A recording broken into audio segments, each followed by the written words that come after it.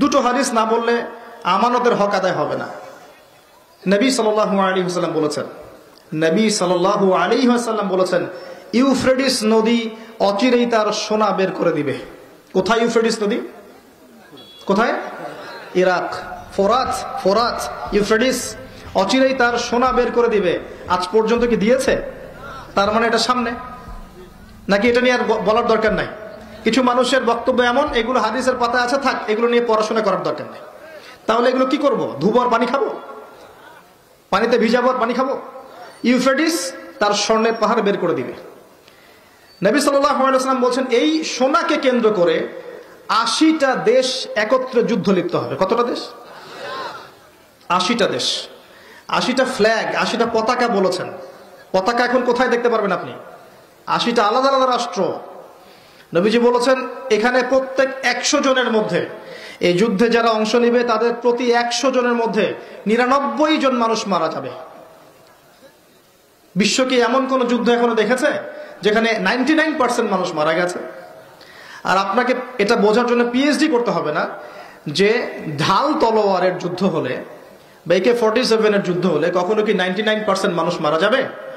নিঃসন্দেহে এমন কোন অস্ত্র সেখানে থাকতে হবে যেটা পড়লে ম্যাসাকার হয়ে যাবে, যেটাকে আমরা বলি থার্মোনিউক্লিয়ার ওয়েপন্স অথবা নিউক্লিয়ার ওয়েপন্স।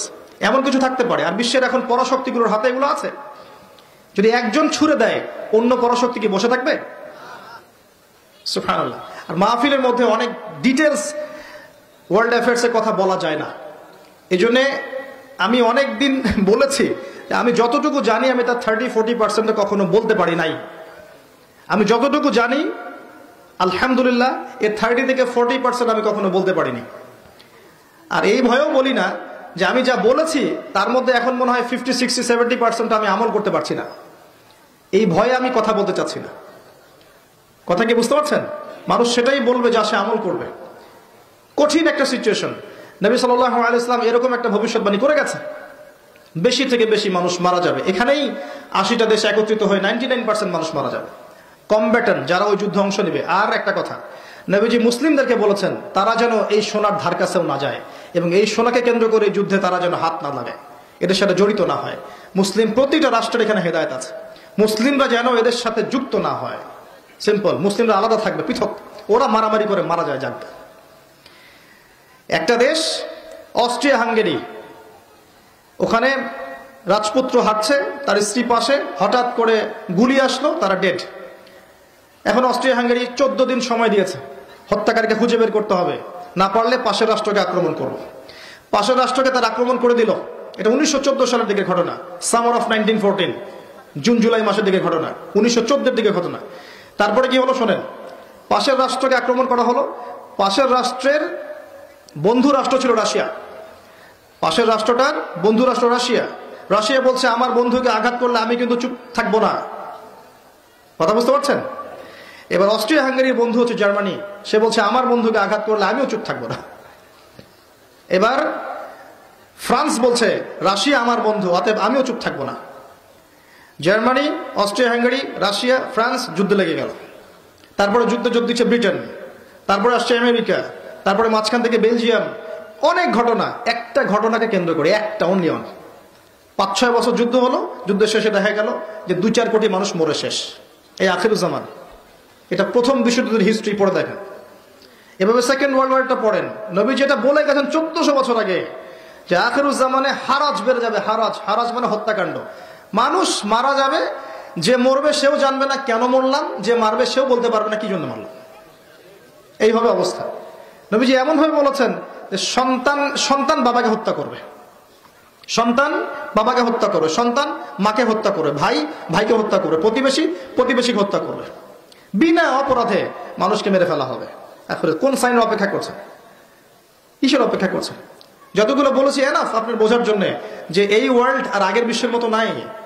এখানে ডে বাই ডে আখিরুজ্জামানের সাইনগুলো উন্মোচিত হচ্ছে এবং যত দিন যাবে এগুলো আরো বাড়বে, কমবে না। করণীয় কি আসলে? এগুলো আলোচনা করার কারণ কি? হাত গুটিয়ে বসে থাকা, নাকি হতাশ হয়ে যাওয়া যে না পৃথিবীর সামনে সময় নাই, আমি চুপচাপ বসে থাকি, এমন কি বিষয়টা? সাহাবায়ে কেরাম রাদিয়াল্লাহু আনহুম কিয়ামতের সাইনগুলো নিয়ে কথা বলতেন কেন? হতাশ হয়ে। একটা বিখ্যাত হাদিস আছে, বিখ্যাত হাদিস। যে নবী সাল্লাল্লাহু আলাইহি সাল্লাম মসজিদ নববীর পাশ দিয়ে যাচ্ছেন, সাহাবীরা বসে আছেন এবং তারা আপোষে ডিসকাস করছেন, কি বিষয় জানি কথা বলছেন।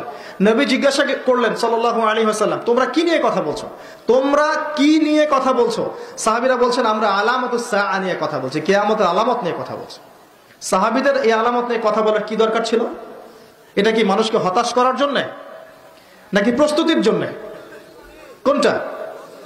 যদি আপনাকে কেউ জানিয়ে দেয়, মনে করেন যে আল্লাহ আপনাকে জানিয়ে দিয়েছেন, কথার কথা বলছি যে আপনি আর 10 বছর বাঁচবেন, কথার কথা, আপনি কি হেলায় খেলায় আর দিন পার করতে পারবেন?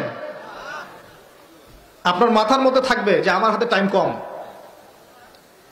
সাহাবায়ে কেরাম রাদিয়াল্লাহু আনহুম তখন এটা নিয়ে ডিসকাস করছিলেন। এই হাদিসটাই সেই হাদিস যেখানে 10টা মেজর সাইন বলা হয়েছে। নবীজি বলছেন এই 10টা না আসা পর্যন্ত কিয়ামত হবে না। কি 10টা? 1 নম্বরে বলা হয়েছে যে দাজ্জাল, তারপরে বলা হয়েছে ঈসা ইবনে মারইয়ামের আগমন, তারপরে ইয়াজুজ মাজুজ, দাব্বাতুল আরদ, 3টা ভূমিকম্প। এভাবে নবী সাল্লাল্লাহু আলাইহি ওয়াসাল্লাম 10টার কথা বলেছেন। হাদিসটা পড়ে দেখেন। যাই হোক, ওয়ার্ল্ড যেদিকেই যাক না কেন, পরিস্থিতি যেমনই হোক না কেন, সর্বপ্রথম আমাদেরকে বেসিক ঠিক করতে হবে। কি ঠিক করতে ভাই? বেসিক। নিজে আগে ঠিক হইতে হবে। নিজে ঠিক হওয়ার জন্য প্রথম কাজটা কি? প্রথম কাজ হচ্ছে লেখাপড়া করা। কি করা? পড়াশোনার কোনো বিকল্প নাই, লেখাপড়া সবাইকে করতে হবে। এবং এই লেখাপড়াটা আল্লাহর রাসূল সাল্লাল্লাহু আলাইহি ওয়াসাল্লাম সবার জন্য ফরজের কথা বলেছেন, বলেন নাই? তালাবুল ইলমি ফরিদা আলা কুল্লি মুসলিম। প্রত্যেক মুসলিমের উপরেই এটাকে ফরজ করা হয়েছে। কি ফরজ করা হয়েছে? আমাকে মুফতি হতে হবে, মুহাদ্দিস হতে হবে, মুফাসসির হতে হবে, এই লেভেলে যেতে হবে, এটা ফরজ? জি না। ইসলামের বেসিক জিনিসগুলো আপনাকে জানতে হবে, এটা ফরজ। কেন মুসলিম হয়েও জানবে না যে নামাজের আরকান কয়টা, ফরজ ওয়াজিব কি কি, ইমানের পিলার কি কি, আকীদার মূল বিষয়গুলো কি কি, সুন্নত কাকে বলে, বেদাত কাকে বলে, শিরক কাকে বলে, তাওহীদ কাকে বলে, এগুলো মুসলিমরা জানবে না কেন? কেন একজন মুসলিম 30 বছর পড়াশোনা করেও 30টা সূরা মুখস্থ করতে পারবে না? কেন একজন মুসলিম 40 বছর পড়াশোনা করছে 40টা হাদিস মুখস্থ করতে পারছে না? কেন পারবে না? এটা কি শুধু এক শ্রেণীর মানুষের জন্যই, না কোরআন এবং সুন্নাহ সকলের জন্য? কোরআন এবং সুন্নাহ কি এক শ্রেণীর মানুষের সম্পত্তি নাকি সবার জন্য উন্মুক্ত? একজন অমুসলিমও কোরআন কারীম পড়ে হেদায়েত পেতে পারে, পারে না? চর্চা না করলে কেমন করে হবে? প্রথম কথা ইলম অর্জন করা। দ্বিতীয় কথা ইলম অনুযায়ী আমল করা। ইলম আছে আমল নাই, এই ইলমের আসলে কোনো দাম নাই। কথা মনে রাখবেন, ইলম আছে আমল নাই, এই ইলমের আসলে কোনো দাম নাই। আরেকটা কথা হচ্ছে ইলম আছে কিন্তু ইলমের অহংকার আছে, এটারও কোনো দাম নাই। ইলম আছে, ইলমের অহংকার আছে, এই ইলমেরও কোনো দাম নাই।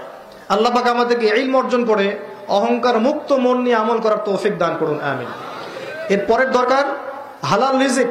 হালাল রিজিক নাই, আমল করে লাভ নাই। যত আমল করেন সব ইন ভেইন, নষ্ট হয়ে যাবে। যত আমল করেন নষ্ট হয়ে যাবে। পরিবেশটা নষ্ট করেন না। যত আমল করবেন নষ্ট হয়ে যাবে যদি রিজিকটা হালাল না থাকে। এখন একটু অনেস্টলি বলি, আমরা কার কার পরিবারে হালাল রিজিক আছে? কত পার্সেন্ট মানুষের পরিবারে? কতগুলো পরিবার পাবেন সুদহীন, ঘুষহীন, দুর্নীতি করছে না? কতগুলো পরিবার পাবেন? খুবই রেয়ার। যারা ব্যবসা করছে দেখবেন মাপে কম দিচ্ছে। এই যে রমজান আসছে, দেখবেন তেলের লিটার চলে যাবে এত 500, 600, 1000। কি জন্য? মানে আগেই প্ল্যান করা শেষ, এই রমজান আমাকে কোটিপতি হওয়াই লাগবে, মাল সিন্ডিকেট করা অলরেডি শেষ। ব্যবসায় যদি আপনি মাপে কম দেন, সিন্ডিকেট করেন, কৃত্রিম সংকট তৈরি করেন, গভর্নমেন্টকে বিব্রতকর অবস্থায় ফেলেন, আপনিও সমান অপরাধী। এবং এই রিজিকটাও হারাম। ব্যবসা করার পরেও আপনি হারাম রিজিকের মধ্যে আছেন। এই কৃত্রিম সংকট তৈরি করবেন না। আল্লাহর ওয়াস্তে রমজান মাসে মানুষকে আরো বেশি বেশি খাওয়ান, পণ্যের দাম কমিয়ে দেন, মানুষকে কাপড় দেন, খাদ্য দেন, এতিমের পাশে দাঁড়ান, বিধবার খোঁজ নেন, যাকাতগুলো দিয়ে দেন, সাদাকা বেশি বেশি করেন, কোরআন বেশি বেশি তেলাওয়াত করেন। রমজান মাসে আত্মশুদ্ধির পথে হাঁটেন। কেন আপনি রমজান মাসে দুনিয়ার স্বার্থ চিন্তা করবেন? আল্লাহ পাক বোঝার তৌফিক দান করুন। বেসিক কাজ হচ্ছে আমাদের পারিবারিক আদর্শ ঠিক করতে হবে। এটা কঠিন, কারণ ম্যাক্সিমাম পরিবারের লোকজন কথা শোনে না।